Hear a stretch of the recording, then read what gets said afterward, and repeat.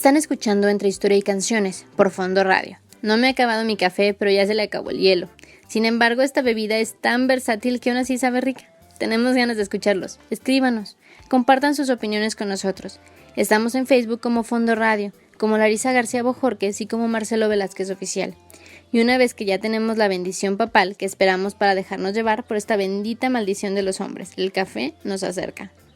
Bueno, guardemos nuestra sana distancia y acerquémonos más adelante, pero siempre con un café de por medio. Continuamos.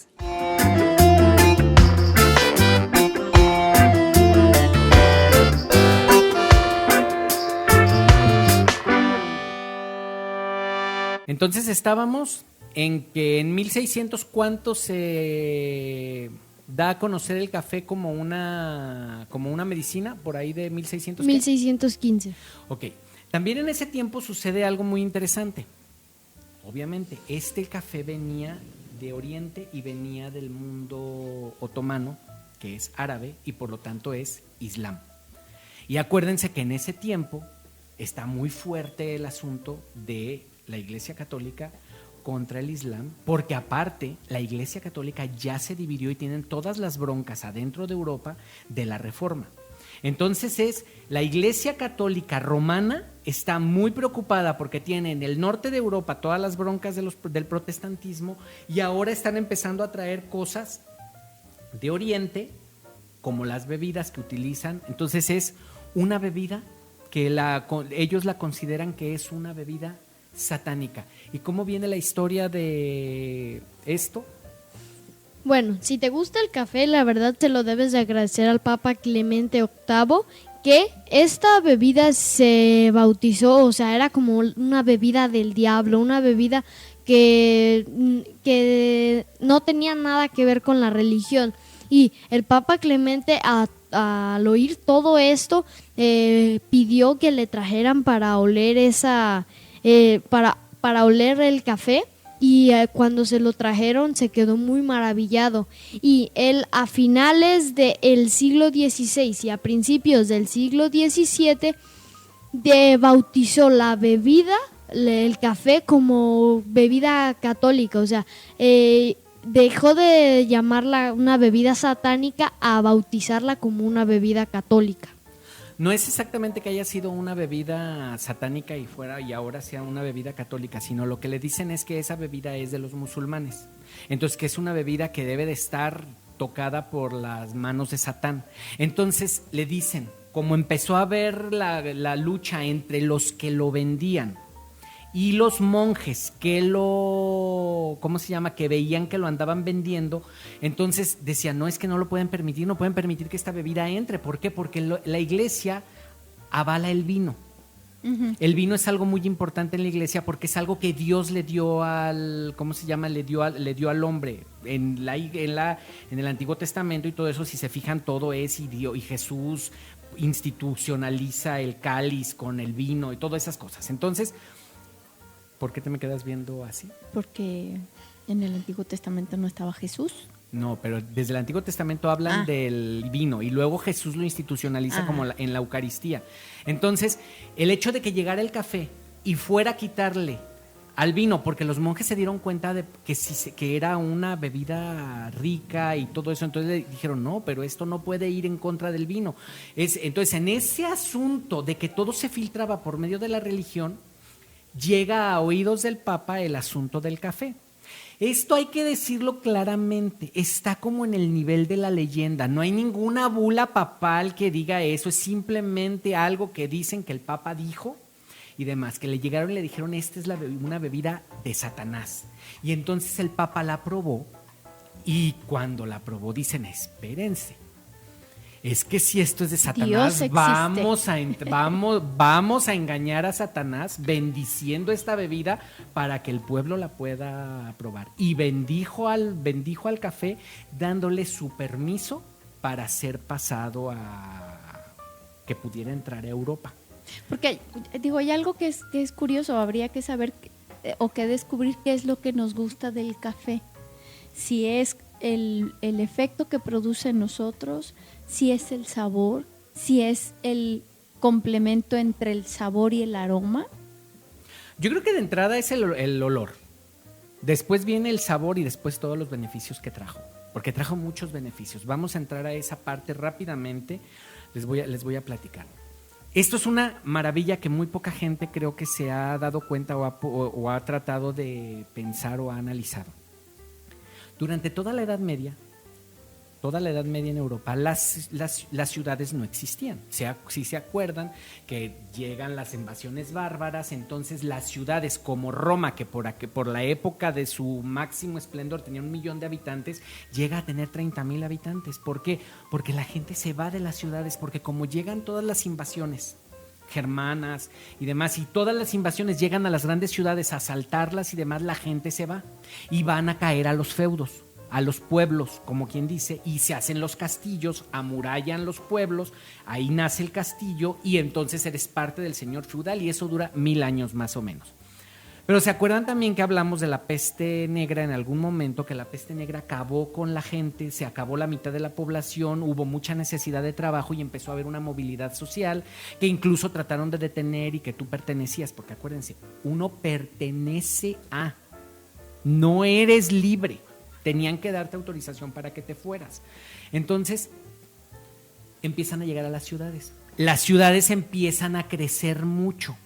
¿Por qué? Porque empiezan a hacer lo que son los burgos y empieza a dejar... Como la tierra estaba totalmente acaparada por, no sé, 200 gentes o 2,000 gentes, toda la mayoría de la gente no tenía propiedades. Y la riqueza era la tierra. Pero resulta que si yo soy artesano, después de la peste empieza a dar, como si viene esa necesidad de los trabajos especializados, porque pues se quedan sin gente. El herrero del castillo se muere en la peste y ya no hay quien hierre los caballos y quien haga las herramientas, y entonces necesitan herreros. Y los herreros se van de los lugares y van llegando a las ciudades a vender sus trabajos, Entonces las ciudades empiezan a crecer. El crecimiento de las ciudades empieza, ¿qué sucede? Donde hay muchos hombres, hay muchos desperdicios. Y se empiezan a contaminar los vasos, ¿cómo se llama? Los mantos freáticos de los pozos de las ciudades donde toman agua. Entonces el agua deja de ser salubre porque crea muchas epidemias. Hay muchas epidemias en las ciudades durante toda la Edad Media. La peste negra es la más famosa, pero hay muchas, cientos y cientos de epidemias que se dan en las ciudades y tienen que ver con el consumo del agua. Entonces, ¿qué es lo que sucede? La única manera que tenían los europeos para poder beber era el vino, la sidra y la cerveza. Las 3 bebidas alcohólicas. Si tú tomas alcohol como tomar agua, el cuerpo se deshidrata y te implica tomar más. Entonces, el consumo de líquido la gente consumía en Europa durante cientos de años 6 litros en promedio de vino, cerveza o sidra según el lugar. ¿Diarios? Diarios. ¿Por qué? Porque te deshidratas, pero no es, olvídate de tomar 6 litros de vino, es lo que implica la situación mental en la que está una persona o pueblos enteros que durante toda su vida hay pinturas de la época de los flamencos y demás, ya estamos hablando de este tiempo en donde están los niños con unos vasos que tienen que detener del tamaño del vaso que es con las 2 manos, porque los niños desde bebitos tomaban vino como tomar agua. Un niño, no podías tomar agua, si tomabas agua te morías, te envenenabas y te morías, venían las epidemias. Y el agua hervida, pues no se sabía que el agua hervida ni nada de eso. Con la llegada del café, ¿qué empieza a suceder? La mayoría de la gente no se siente bien. Estamos hablando de que el café es una bebida citadina, de los burgos, totalmente. El café no es de zonas rurales, llega a las ciudades, porque se tienen que abrir cafeterías, por lo tanto tienen que tener gente que vaya. Y eso no sucede en un pueblo de 100 gentes. Uh-huh. ¿Por qué? Pues porque ahí no van ¿de dónde? ¿Cómo? Las ciudades atienden a miles de personas cada cafetería. Uh-huh. Entonces, una vez dada la bendición papal, una vez permitido y una vez dado a conocer, empieza a haber cafeterías y la gente se empieza a dar cuenta de que puede tomar café y no tiene los problemas que tiene con el vino, de la resaca, los dolores de cabeza, todo eso. Entonces la gente, por naturaleza, se empieza a hacer hacia el café. Y empiezan a dejar, porque en Europa había, recuerden una cosa, los islamitas, o sea, los islámicos, los árabes no tenían el tercer espacio, el espacio laico, como quien dice. Los europeos sí, tenían las tabernas, pero estaban borrachos. Tú no podías irte a una taberna a negociar, porque si te ibas a una taberna a negociar, ibas a perder el sentido. Porque al emborracharte, al tomar tanto, no puedes, o sea, no te controlas, no estás bueno y sano. La cafetería permite durar muchas horas, hacer negocios, todas esas cosas y estar sano. Y lúcido. Y mucho más que lúcido. Todas las conexiones que da el café, que revitaliza las conexiones cerebrales, es muy curioso. Llega el café a Europa y comienza la ilustración. Empieza una nueva manera de pensar, una nueva manera que está hecha a la luz de los sentidos sobrios, potencializados por la cafeína. ¡Qué interesante! Entonces, en 1600 llega a Europa el café. Para 1650 el café ya es una bebida muy conocida en Europa porque tiene una explosión de atractivo impresionante, pero es al mismo tiempo que se empieza a dar todo, Descartes, Newton, Galileo, todos esos empiezan a salir a raíz de que llega el café a Europa. Podrían decir que no tiene que ver, no podrían verlo, pero si lo enfocan es muy curioso. Cuando el pueblo empieza a dejar de estar emborrachado o borracho, empiezan a pensar de una manera distinta y nace la modernidad junto con el café. Al nacer la ilustración, nace la modernidad. Y al nacer la modernidad, está el café junto con nosotros. Antes de eso, no existe. ¡Súper! Pues yo, la verdad, o sea, es curioso que después de que, o sea, que les llega algo que los activa, porque el café te activa, como que empiezan a llegar muchos filósofos y pensadores y no sé, es como gracioso. Pues no es gracioso, es algo muy interesante darte cuenta, porque ya no puedes encontrar la diferencia entre qué fue primero, si el huevo o la gallina. ¿Qué fue primero, la ilustración o el café? ¿El café fomentó la ilustración? ¿O la ilustración tomó el café como parte o fueron juntos? Como conductor. No se hubieran dado el uno sin el otro. Porque también el máximo esplendor de los árabes estuvo en el tiempo en que ellos empezaron a consumir café, que fue el tiempo que ganaron hicieron el Imperio Otomano, como quien dice. Aquí vamos a dejar y volvemos.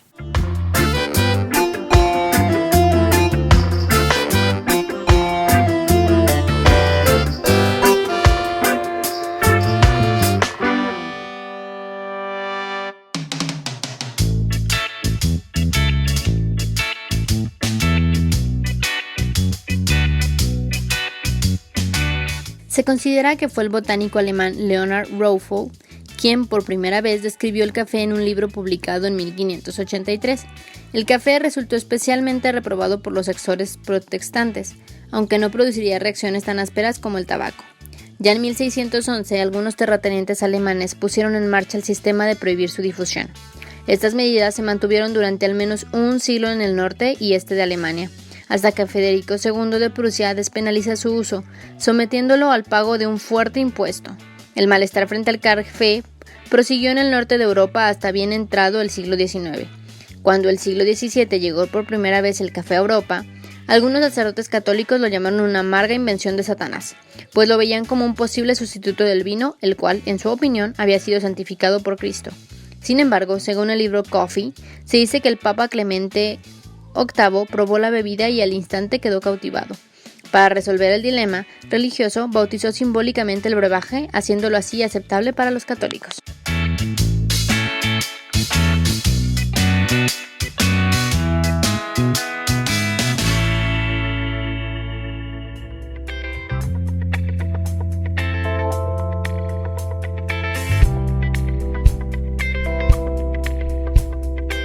Y ahora escuchemos a Arturo Leiva, cantautor michoacano, que nos ofrece un tema de música popular con ritmo de nombre Con Sabor a Café.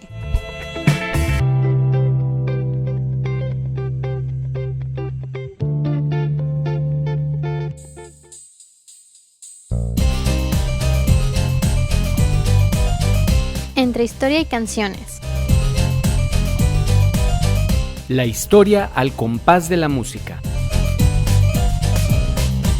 Con Marcelo Velázquez y Larisa García en voz y audio. producido por Creativa Radio Producciones. Escúchanos en fondoradio.epici.com. Búscame en Facebook como Larisa García Bojorquez. Búscame como Marcelo Velázquez Oficial. Y disponte a escucharnos que en breves segundos ¡Comenzamos!